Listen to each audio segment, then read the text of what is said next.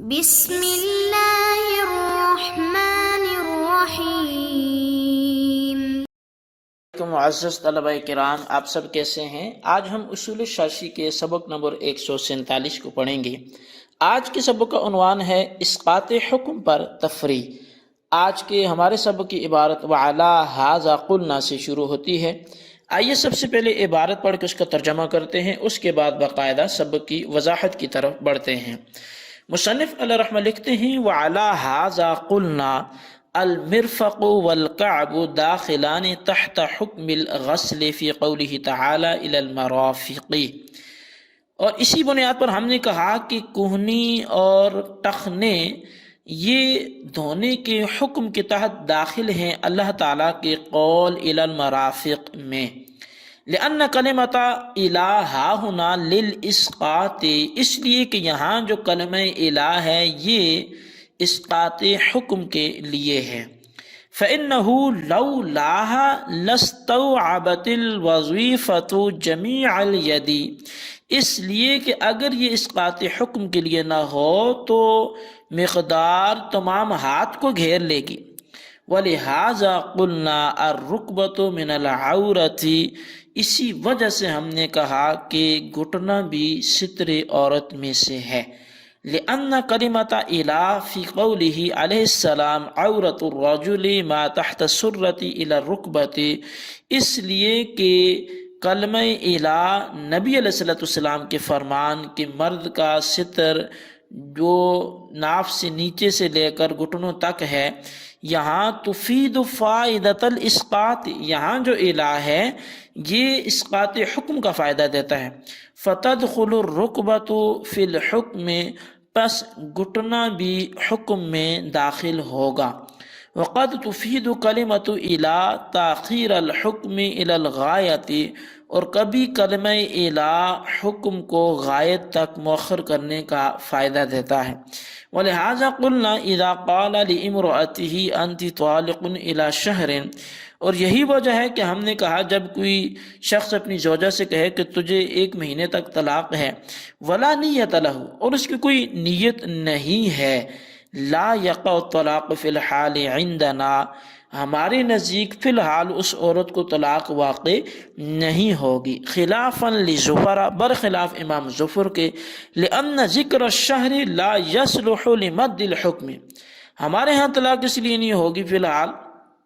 کہ مہینے کا ذکر کرنا یہ حکم کو کھینچنے کی صلاحیت تو نہیں رکھتا، والاسقاط شرعا، اور یہ حکم کو ساقط کرنے کی بھی شرعا صلاحیت نہیں رکھتا، والطلاق یحتمل التاخیر، ہاں طلاق تاخیر بالتعلیق، کسی چیز پر معلق ہو کر تاخیر کا احتمال رکھتی ہے، فیحمل علیہ، پس اس کو اسی پر محمول کیا جائے گا۔ جی طلبہ کرام، یہ ہمارے آج کے سبق کی عبارت اور اس کی وضاحت تھی۔ اب آئیے اس کی باقاعدہ تفصیل اور تشریح کی طرف بڑھتے ہیں۔ وعلی ھذا قلنا سے ضابطہ یہ بیان کیا جا رہا ہے کہ جب صدر کلام غایت اور ماوراء غایت دونوں کو شامل ہو تو اس کو یوں بھی تعبیر کر سکتے ہیں کہ جب غایت مغیّہ کی جنس سے ہو تو الہ اسقاط حکم کا فائدہ دیتا ہے کہ غایت تو حکم میں داخل ہوگی مگر غایت کی علاوہ کو الہ خارج کر دے گا۔ اسی ضابطہ پر احناف نے قرآن مجید کی آیت وضو سے یہ مسئلہ متفرق کیا ہے کہ مرافق یعنی کوہنیاں اور کعبین یعنی ٹخنے دونوں جو ہیں یہ دھونے کے حکم میں داخل ہیں۔ اس کی دلیل یہ ہے کہ ید کا اطلاق انگلیوں کے پوروں سے بغل تک تمام بازو پر ہوتا ہے، یعنی ہاتھ کا اطلاق ان چیزوں پر ہوتا ہے۔ اسی طرح رجل کا اطلاق پاؤں کا، یہ پاؤں کے تلوے سے لے کر ران کے اختتام تک ہوتا ہے۔ اگر الہ نہ ہوتا تو تمام بازو اور تمام ٹانگ کا دھونا لازم آتا ہے،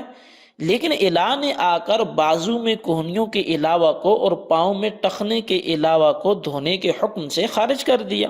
اور خود جو غایات ہیں یعنی کوہنیوں اور ٹخنے ہیں یہ مغیّہ کے حکم میں داخل ہیں۔ غایات کے ماورا کے خارج ہونے پر ایک قرینہ یہ بھی ہے کہ کوہنیاں بازو کی جنس سے ہیں،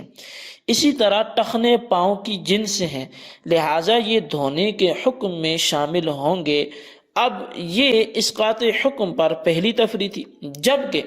اسقاط حکم پر دوسری جو تفریع ہے وہ بلحاظہ قلنا الرکبتوں سے بیان کی، اسی گزشتہ ضابطہ پر کہ اگر غایت مغیّہ کی جنس سے ہو تو غایت مغیّہ کے حکم میں شامل ہوگی۔ اس پر احناف نے یہ مسئلہ متفرع کیا کہ حضور علیہ الصلوۃ والسلام نے مرد کا ستر بیان کرتے ہوئے ارشاد فرمایا عورۃ الرجل ما تحت السرۃ الی الرکبۃ، کہ جو مرد کا ستر عورت ہے وہ جو ناف سے نیچے ہے گھٹنے تک، یہ ایریا ہے، یہ حصہ ہے کہ مرد کا ستر ناف کے نیچے سے گھٹنے تک ہے۔ اس سے ثابت ہوا کہ گھٹنا ستر میں داخل ہے۔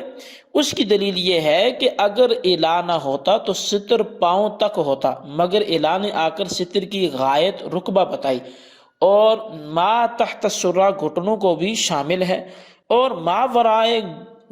گھٹنوں کو بھی شامل ہے، لیکن رکبہ کی غایت نے رکبہ کو ستر میں شامل رکھا، لیکن ما ورائے رکبہ کو ستر سے خارج کر دیا اور ناف ستر میں داخل نہیں۔ جبکہ امام شافعی کے نزدیک اتم الصیام الی اللیل کی طرح حدیث میں بھی رکبہ ستر کے حکم میں داخل نہیں ہے۔ اب وقت تفید کلمۃ الا سے، اس سے قبل مصنف نے چونکہ غایت کے مغیّہ میں دخول و خروج کے لحاظ سے بحث کی، اب یہاں سے یہ بیان کر رہے ہیں کہ جب الا زمانے پر داخل ہو تو الا اپنے ما قبل حکم کو ما بعد تک مؤخر کرنے کا فائدہ دیتا ہے۔ تاخیر کا مطلب یہ ہے کہ کلام کے الفاظ تقاضا کرتے ہوں کہ حکم فی الحال ثابت ہو، مگر الا کی غایت کی وجہ سے حکم مؤخر ہو جاتا ہے کہ جب غایت پائی جائے تو حکم بھی پایا جائے، اگر غایت نہ ہوتی تو حکم فی الحال ثابت ہو جاتا۔ اب اس تاخیر حکم کی مثال جو بیان کی، اگر کسی شخص نے اپنی بیوی سے کہا کہ انتی طالق الی شہر، کہ تجھے 1 مہینہ تک طلاق ہے، اس مثال میں طلاق کا مہینے کے ساتھ معلق ہونے یا نہ ہونے میں ائمہ احناف کے 2 مذہب ہیں۔ ایک تو ائمہ ثلاثہ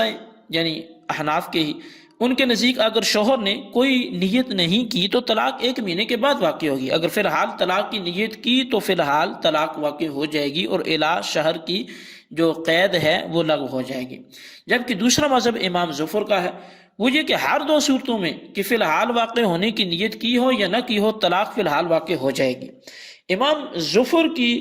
جو دلیل ہے ہر صورت میں فی الحال طلاق واقع ہونے کی دلیل یہ ہے کہ کسی شے کی تاخیر اس شے کے اصل کے ثبوت کا فائدہ دیتی ہے، لہٰذا تاخیر طلاق سے اصل طلاق ثابت ہوگی اور طلاق ثابت ہو جانے سے طلاق واقع ہو جاتی ہے اور الا شہر کی قید لغو ہو جائے گی۔ اب امام ظفر نے طلاق کے مسئلہ کو قرض کے مسئلہ پر قیاس کیا ہے کہ جس طرح کسی شخص نے اقرار کرتے ہوئے کہا کہ لفلان علی الف الا شہر، کہ فلاں شخص کے مجھ پر 1 مہینے تک 1000 روپے ہیں، تو جس طرح اس مثال میں الا تاخیر حکم کا فائدہ دیتا ہے کہ تاخیر حکم اصل قرض کے ثبوت کا فائدہ دیتا ہے کہ اگرچہ ادا تو 1 مہینے کے بعد کرے گا مگر اصل دین تو ثابت ہے، اسی طرح مسئلہ طلاق میں بھی الا تاخیر حکم کا فائدہ دیتا ہے کہ جس سے نفس طلاق کا ثبوت ملتا ہے اور نفس طلاق کے ثبوت سے طلاق فی الحال واقع ہو جاتی ہے۔ یہ امام ظفر کی دلیل تھی۔ جبکہ ائمہ ثلاثہ جو ہیں، مصنف علیہ رحمہ ائمہ ثلاثہ کی دلیل کو لأن ذکر الشہر سے بیان کیا کہ جس کا حاصل یہ ہے کہ جو شہر یعنی جو غایت ہے نہ ہی حکم کے دراز ہونے کا اور نہ ہی غایت کے ما ورا کو ساخت کرنے کا شرعاً احتمال رکھتا ہے، اور الا سے قبل جو طلاق ہے وہ از قبیل اسقاط ہے، اور جو چیزیں اسقاط سے تعلق رکھتی ہیں انہیں معلق کرنا درست ہے، لہٰذا نیت نہ کرنے کی صورت میں طلاق تعلیق کا احتمال رکھتی ہے تو طلاق کو تعلیق کے ذریعے تاخیر کے معنی پر محمول کیا جائے گا تاکہ الا شہرن کی جو غایت لغو نہ ہو جائے، اور جو چیزیں از قبیل اس بات سے تعلق رکھتی ہیں مثلاً بیع و شراء، ان کو معلق کرنا درست نہیں ہے، لہذا ائمہ ثلاثہ کے نزدیک عدم نیت کی صورت میں 1 مہینے کے بعد طلاق واقع ہوگی۔ اب امام ظفر کی قیاس کا کیا ہوا؟ تو امام ظفر کے قیاس کا ائمہ ثلاثہ کی طرف سے جواب یہ ہے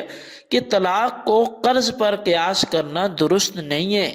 کیونکہ جب قرض کا اقرار کر لیا تو اقرار کرنے کے ساتھ ہی قرض مقروض کے ذمہ ثابت ہو گیا، لیکن مقروض سے مطالبہ 1 مہینے کے گزرنے کے بعد کیا جائے گا، جبکہ طلاق کے مسئلہ میں وضاحت یہ ہے کہ طلاق تعلیق کا احتمال رکھتی ہے، اس لیے فی الحال ثابت نہ ہوگی، بلکہ جب غائط پائی جائے گی تو تبھی طلاق بھی ثابت ہوگی، جب تبھی ثابت ہوگی تو تبھی واقع بھی ہوگی۔ لہٰذا یہ ہمارے آج کے سبق کی جو ہے وہ کہانی تھی، اور آج کے سبق میں ہم نے اسقاط حکم پر ایک تفریع، پھر دوسری تفریع، اور پھر ہم نے الا کے تاخیر کے معنی میں ہونے کے لیے مثال بھی پڑھی، تاخیر حکم کی اختلاف بھی پڑھا۔ آج کے سبق کو اپنے الفاظ میں خلاصتاً نوٹ کریں، بالخصوص ان سوالات کے جوابات ہیں۔ سوال نمبر 1 یہ ہے کہ الا اسقاط حکم کے لیے آتا ہے، اس پر پہلی تفریع بیان کریں۔ اور سوال نمبر 2 یہ ہے کیا الا تاخیری حکم کے لیے بھی آتا ہے؟ اگر آتا ہے تو مثال سے ثابت کریں۔ اللہ تبارک و تعالیٰ سے دعا ہے جو کچھ ہم نے پڑھا سنا اسے یاد رکھنے کی توفیق نصیب فرمائے، آمین بجاہ النبی الامین صلی اللہ علیہ وسلم۔